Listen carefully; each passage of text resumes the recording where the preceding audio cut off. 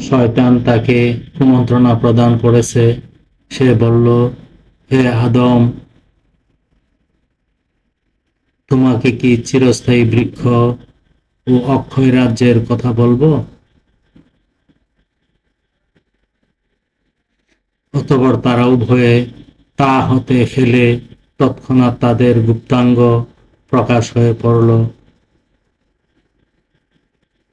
তাই জান্নাতের পাতা দিয়ে আবৃত করতে লাগলো। আর আদম রবের অবাধ্য হয়ে বিভ্রান্ত হলো। রব তাকে পরে বাছাই করলেন, ক্ষমা করে পথ দিলেন। তোমরা উভয়ে একসাথে তা হতে নেমে যাও, তোমরা পরস্পরের শত্রু। অতঃপর আমা হতে হেদায়েত আসলে যে অনুসরণ করবে সে না ভ্রান্ত হবে আর না দুর্ভাগা।